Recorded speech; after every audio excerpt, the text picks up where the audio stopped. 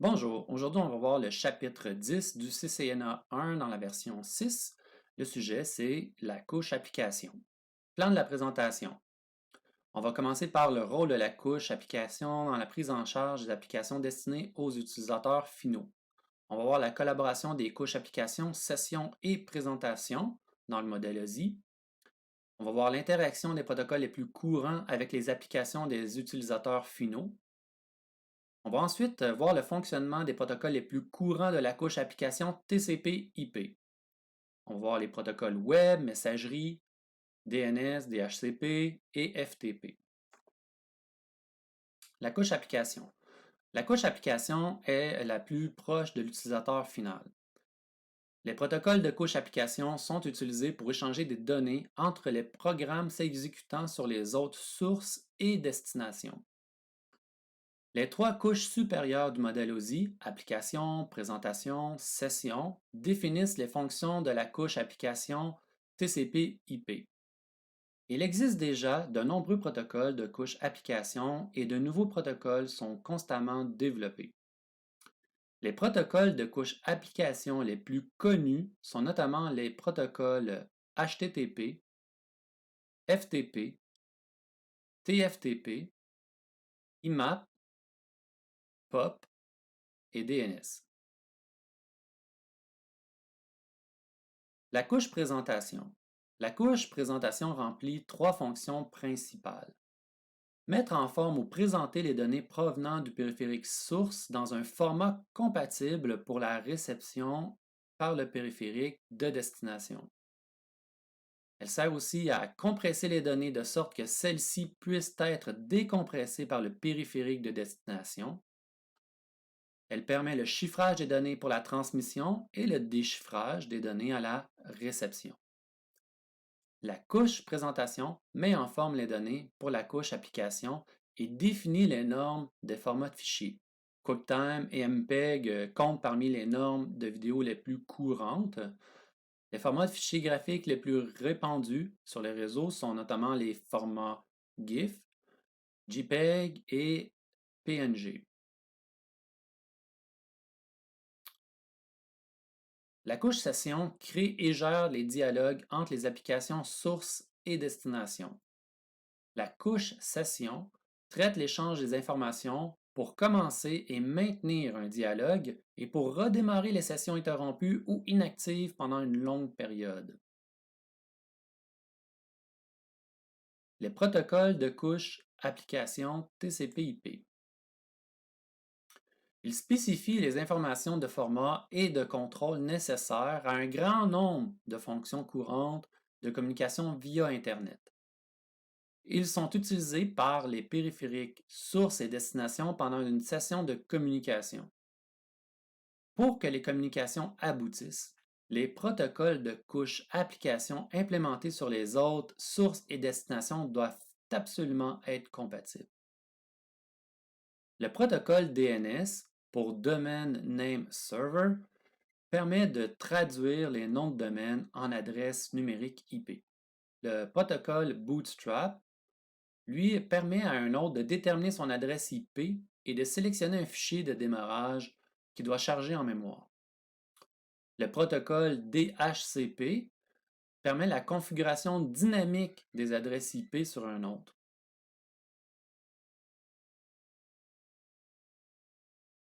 Le protocole SMTP pour Simple Mail Transfer Protocol permet au client d'envoyer des courriels sur un serveur de messagerie.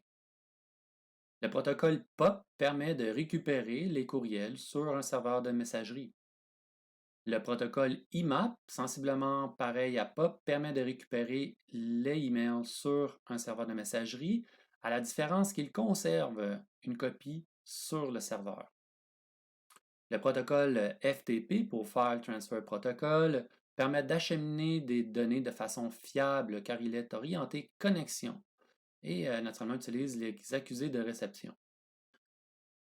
TFTP, qui est une version plus rapide du FTP qui utilise UDP au lieu de TCP. C'est un protocole encore une fois de transfert de fichiers qui est plus simple mais sans connexion. Le protocole HTTP pour Hypertext Transfer Protocol, c'est un ensemble de règles qui permettent d'échanger du texte, des graphiques et autres formats de données sur le web. Le HTTPS pour Hypertext Transfer Protocol Secure utilise le chiffrement et l'authentification pour sécuriser les communications, comparativement à HTTP qui, lui, n'est pas sécurisé. Dans le modèle client-serveur, le périphérique qui demande des informations est nommé client et celui qui répond à la requête est nommé serveur. Les processus client et serveur sont considérés comme faisant partie de la couche application. Le client commence l'échange en demandant des données au serveur qui répond en envoyant un ou plusieurs flux de données. Les protocoles de couche application décrivent le format des requêtes et des réponses entre client et serveur. Outre le transfert des données effectifs, cet échange peut également nécessiter l'authentification de l'utilisateur et l'identification d'un fichier de données à transférer. Les services de messagerie électronique des fournisseurs d'accès Internet qui permettent d'envoyer, recevoir et stocker des courriels sont des exemples de réseaux client-serveur. Le client de messagerie sur un autre envoie une requête au serveur de messagerie pour tout courriel non lu. Le serveur répond en renvoyant à l'autre les courriels demandés. Comme on peut voir sur la figure, le téléchargement de données d'un client vers un serveur est dit ascendant, upload en anglais, et le téléchargement des données d'un serveur vers le client est dit descendant ou download. Dans le modèle de réseau peer-to-peer, les données sont accessibles à partir d'un périphérique homologue, dit peer en anglais, sans l'intervention d'un serveur dédié.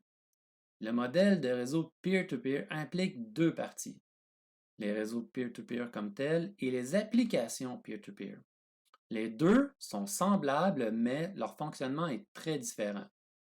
Dans un réseau peer-to-peer, deux ordinateurs ou plus sont reliés et peuvent échanger, partager des ressources sans avoir de serveur dédié. Chaque périphérique terminal d'un réseau peer-to-peer peut prendre le rôle de serveur ou de client, et il peut même alterner entre les deux rôles. Un ordinateur peut remplir le rôle de serveur pour une transaction tout en servant simultanément de client pour un autre ordinateur. Les rôles de client et serveur dépendent de la requête en cours. La figure présente un exemple simple de réseau peer-to-peer.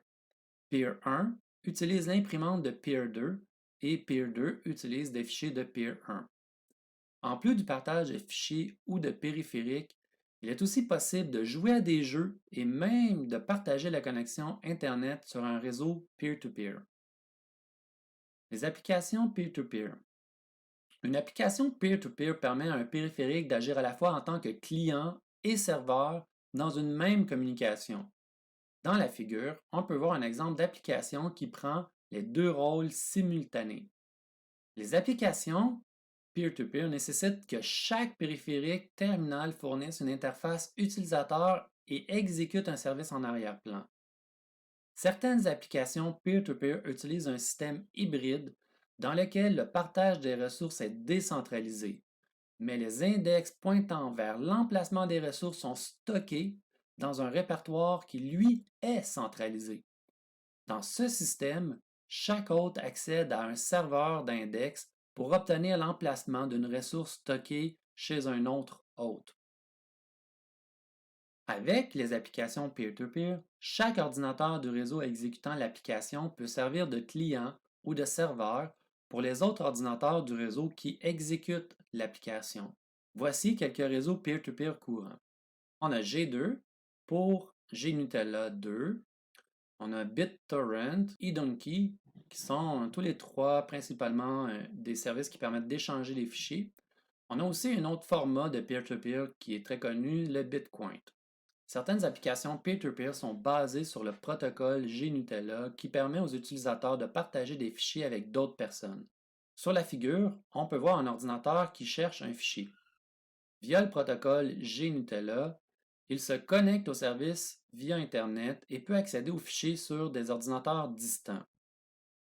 Un exemple d'application GNutella serait Wireshark.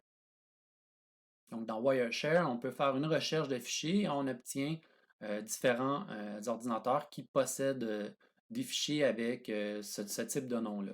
D'autres applications peer-to-peer permettent aux utilisateurs de partager des parties de fichiers. Les clients utilisent un petit fichier appelé fichier torrent qui permet de localiser les utilisateurs qui possèdent des parties du fichier qu'ils recherchent. C'est intéressant parce que dans ce cas-ci, les gens n'ont pas besoin de posséder la totalité du fichier pour commencer à le partager. Donc, il y a des aspects intéressants au niveau des performances. Les clients demandent des parties de fichiers à plusieurs utilisateurs en même temps. C'est ce qu'on appelle le BitTorrent. Il existe de nombreux clients BitTorrent, par exemple BitTorrent, qui est le nom d'une application, uTorrent, FrostWire. Il y a certaines applications qui permettent même de gérer à la fois le format BitTorrent et JNutella. Par exemple, ShareAza, qui permet de faire à la fois du BitTorrent et de faire du JNutella en même temps. Il est quand même important de faire la remarque qu'il est illégal de télécharger ou de distribuer des fichiers protégés par les droits d'auteur sans l'autorisation du détenteur de ces droits. Un autre souci important, c'est au niveau de la sécurité, car il y a plusieurs fichiers qui sont distribués via peer-to-peer qui sont infectés ou qui contiennent des doubles fonctionnalités qui pourraient nuire à la sécurité de vos réseaux. Lorsqu'une adresse web est tapée dans un navigateur web, ce dernier établit une connexion au service web s'exécutant sur le serveur à l'aide du protocole HTTP. L'URL, pour Uniform Resource Locator, est un nom que la plupart des utilisateurs associent aux adresses web. Dans l'exemple, l'URL qui est demandé, c'est http www.cisco.com et le fichier demandé, c'est index.html. Dans un premier temps, le navigateur interprète les trois parties de l'URL. La première section, HTTP, qui donne le protocole. Ensuite, il y a www.cisco.com qui correspond au nom du serveur et finalement index.html qui est le nom du fichier demandé. Ensuite, le navigateur fait appel à un serveur de nom, DNS, pour convertir l'adresse www.cisco.com en une adresse numérique. Le navigateur envoie une requête GET au serveur et demande le fichier index.html en se conformant à la norme HTTP. Le serveur envoie alors le contenu du fichier qui contient le code HTML de la page web. Finalement, le navigateur interprète le code HTML et affiche la page web. Le protocole HTTP est de type requête-réponse. Lorsqu'un navigateur web envoie une requête à un serveur web, HTTP spécifie les types de messages utilisés pour cette communication. Les trois types de messages courants sont GET, POST et PUT. GET est une requête client visant à obtenir des données. Un client, comme un navigateur web, envoie le message GET au serveur web pour demander des pages HTML. POST permet de transmettre des fichiers de données vers le serveur web. Un exemple serait les données d'un formulaire. PUT permet de transmettre des ressources ou du contenu vers le serveur web, comme par exemple une image. Le protocole HTTP est extrêmement flexible, mais il n'est pas sécurisé. Les messages transmis sur le serveur contiennent des informations en texte brut. C'est la même chose pour les réponses qui reviennent du serveur. Absolument rien n'est encrypté. Pour une communication sécurisée, le protocole HTTPS pour HTTP Secure est utilisé. HTTPS va utiliser l'authentification et le chiffrement pour sécuriser les données pendant le transfert entre le client et le serveur. HTTPS utilise le même processus de demande client-réponse-serveur que le protocole HTTP. La différence, c'est que les données sont chiffrées avec le protocole SSL pour Secure Socket Layer. L'un des principaux services offerts par un fournisseur d'accès Internet est l'hébergement de la messagerie. Le courriel est une méthode de stockage et transfert qui permet d'envoyer, de stocker et de récupérer des messages électroniques à travers un réseau. Les courriels sont stockés dans des bases de données sur les serveurs de messagerie. Les clients de messagerie communiquent avec les serveurs de messagerie pour envoyer et recevoir les messages. Les serveurs de messagerie communiquent avec d'autres serveurs de messagerie pour acheminer les messages d'un domaine à un autre. Un client de messagerie ne communique pas directement avec un autre client de messagerie lors de l'envoi des courriels. En fait, les deux clients dépendent de leur serveur de messagerie pour transporter les messages. Les courriels utilisent trois protocoles. SMTP pour Simple Mail Transfer Protocol, POP pour Post Office Protocol et IMAP pour Internet Message Access Protocol. SMTP permet d'envoyer des courriels alors que POP et IMAP permettent de recevoir les courriels. Comme on vient de mentionner, le protocole SMTP permet d'envoyer des messages. Les messages SMTP comprennent un en-tête et un corps de message.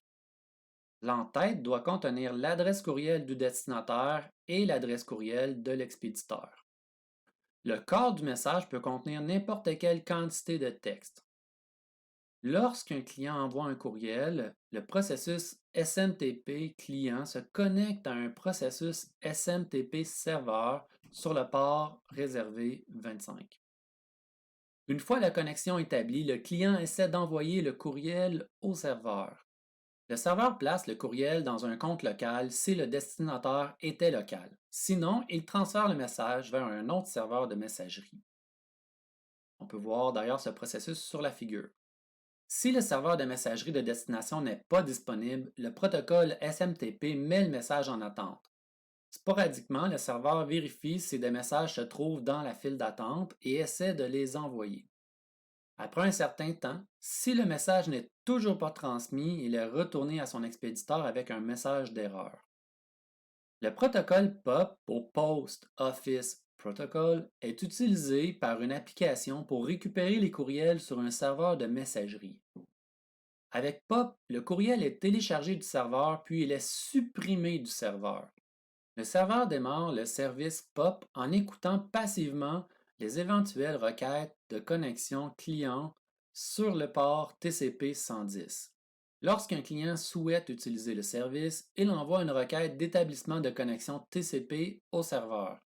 Une fois la connexion établie, le serveur POP envoie un message de bienvenue. Le client et le serveur POP échangent alors des commandes et des réponses jusqu'à ce que la connexion soit fermée ou abandonnée. Comme on a dit, POP télécharge le courriel chez le client puis le supprime du serveur. Il n'existe donc pas d'emplacement centralisé de stockage des messages.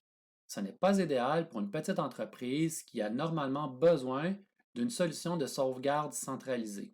Le protocole de messagerie IMAP pour Internet Message Access Protocol décrit une autre méthode de récupération des messages électroniques. Lorsque l'utilisateur se connecte à un serveur IMAP, des copies courriels sont téléchargées vers l'application cliente, mais contrairement à POP, les courriels sont conservés sur le serveur jusqu'à ce qu'ils soient supprimés explicitement. Les utilisateurs affichent donc des copies des courriels dans leur logiciel de messagerie. Avec IMAP, c'est aussi possible de créer une hiérarchie des fichiers sur le serveur pour organiser les courriels.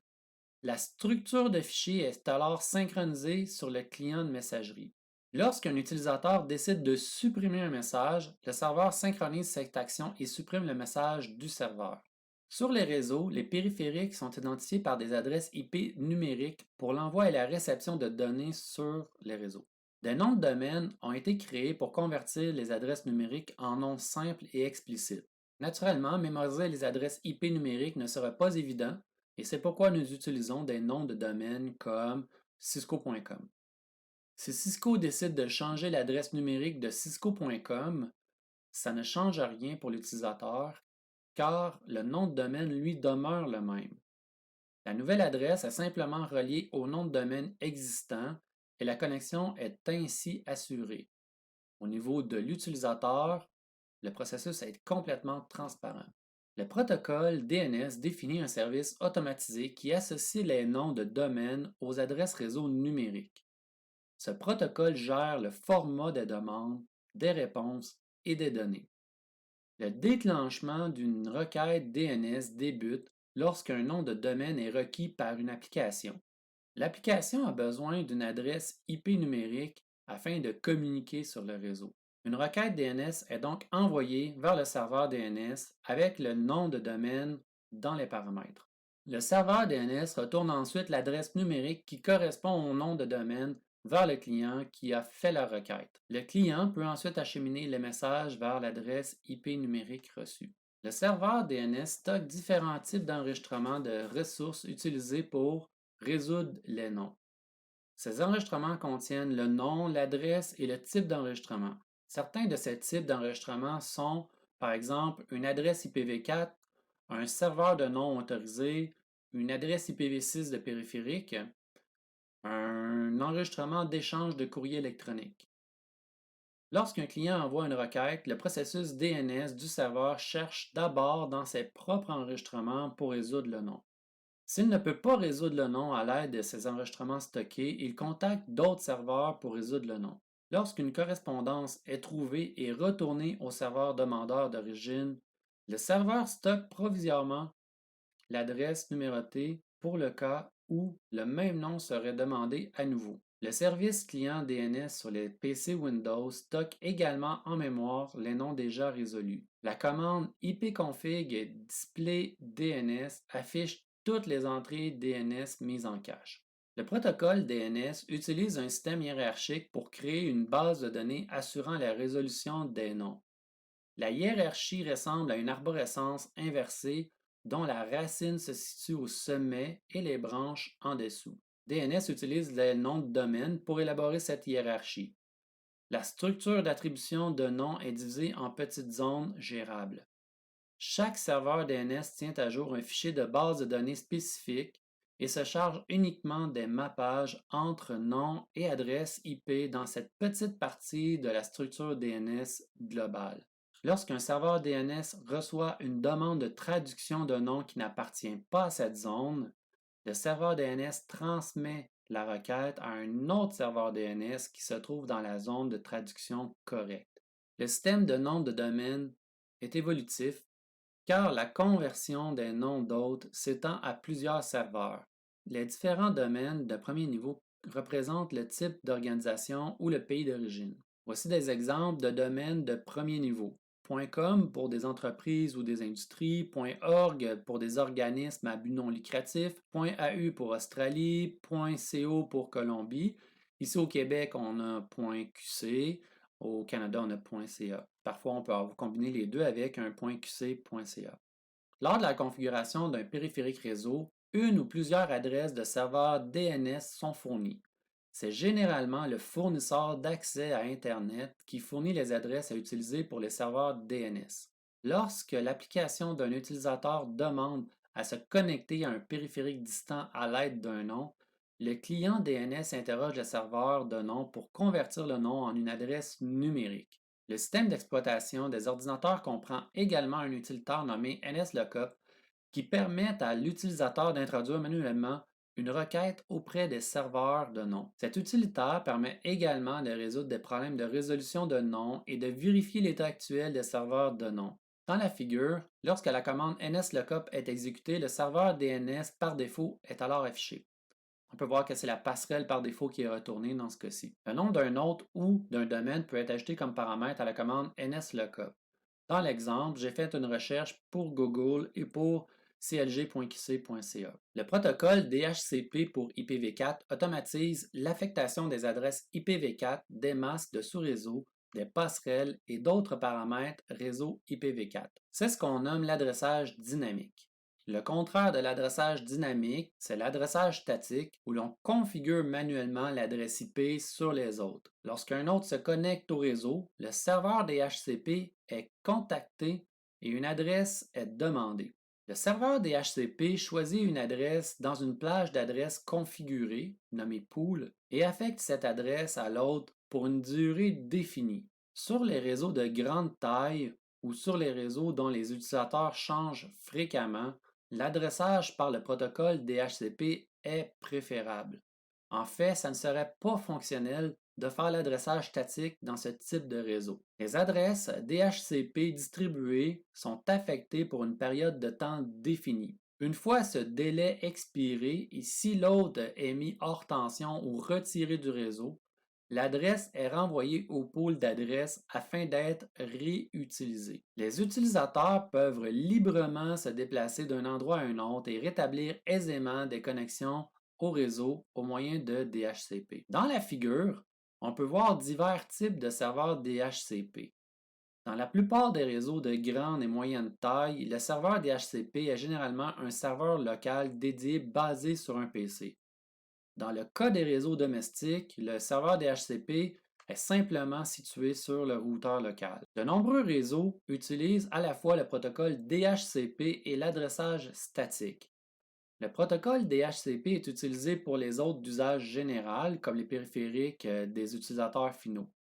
L'adressage statique est utilisé pour les périphériques réseau tels que les passerelles, les commutateurs, les serveurs et les imprimantes. Le protocole DHCP v6 pour DHCP pour IPv6 offre des services similaires aux clients IPv6. Une différence importante est que le DHCP-V6 ne fournit pas d'adresse de passerelle par défaut. L'autre obtient l'adresse IPv6 de la passerelle par défaut à partir du message d'annonce du routeur. Comme le montre la figure, lorsqu'un périphérique IPv4 configuré pour le protocole DHCP se connecte au réseau, il diffuse d'abord un message de détection DHCP Discover pour identifier les serveurs DHCP disponibles sur le réseau. Un serveur DHCP répond par un message d'offre DHCP Offer qui offre un bail au client. Ce message contient l'adresse IPv4 et le masque de ce réseau, l'adresse IPv4 du DNS, l'adresse IPv4 de la passerelle par défaut et la durée du bail. Le client peut recevoir plusieurs messages DHCP Offer si le réseau local comporte plusieurs serveurs DHCP. Il doit donc effectuer un choix et envoyer une requête DHCP Request, qui identifie explicitement le serveur et l'offre de bail qu'il accepte. Un client peut aussi choisir de demander une adresse que le serveur lui a déjà attribuée précédemment.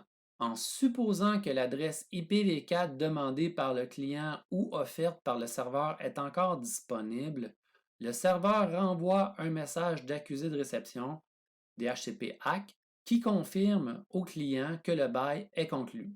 Si l'offre n'est plus valide, le serveur sélectionné répond par un message d'accusé DHCP négatif, un DHCP NAC. Si un message DHCP NAC est renvoyé, le processus de sélection doit recommencer avec un nouveau message DHCP Discover.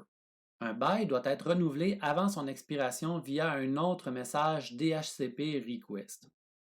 Ainsi, le serveur DHCP s'assure que toutes les adresses IP sur son réseau sont uniques. Le protocole FTP, File Transfer Protocol, est un autre protocole de couche d'application courant. Il permet le transfert de diverses données entre un client et un serveur. Une application FTP s'exécute sur un ordinateur client. Elle sert à échanger des données d'un serveur FTP. Comme le montre la figure, pour transférer avec succès les données, le protocole FTP nécessite deux connexions entre le client et le serveur. L'une pour les commandes et les réponses, l'autre pour le transfert de fichiers en lui-même. Le client établit la première connexion au serveur pour le trafic de contrôle sur le port TCP/21. Cette première connexion se compose de commandes de client et de réponses du serveur. Le client établit la seconde connexion au serveur pour le transfert de données sur le port TCP/20. Cette connexion est créée chaque fois que des données doivent être transférées. Le transfert des fichiers peut s'effectuer dans les deux sens. Le client peut télécharger des données à partir du serveur ou le client peut transférer des données vers le serveur. Le protocole SMB pour Server Message Block est un protocole de partage de fichiers client-serveur qui décrit la structure des ressources réseau partagées telles que les répertoires, les fichiers, les imprimantes et les ports séries. C'est un protocole de type requête-réponse. Tous les messages SMB partagent un format commun. Ce format utilise un en-tête de taille fixe suivi d'un paramètre et d'un composant de données de taille variable. Les messages SMB peuvent démarrer et authentifier des services ou y mettre fin, contrôler l'accès aux fichiers et aux imprimantes, permettre à une application d'envoyer ou de recevoir des messages vers ou depuis un autre périphérique. Le partage de fichiers et les services d'impression SMB sont devenus la base des réseaux Microsoft.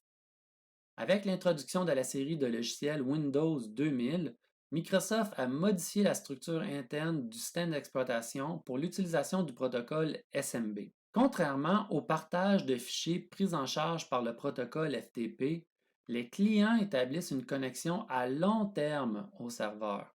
Une fois la connexion établie, l'utilisateur du client peut accéder aux ressources du serveur comme si elles étaient situées localement sur le client. Les systèmes d'exploitation Linux et Unix fournissent également une méthode de partage des ressources avec les réseaux Microsoft à l'aide d'une version de SMB nommée Samba. Les systèmes d'exploitation Apple prennent aussi en charge le partage des ressources via le protocole SMB. En conclusion, on a vu que ce chapitre expliquait le rôle de la couche application dans la prise en charge des applications destinées aux utilisateurs finaux et il présentait également le fonctionnement des protocoles les plus courants de la couche application TCP/IP.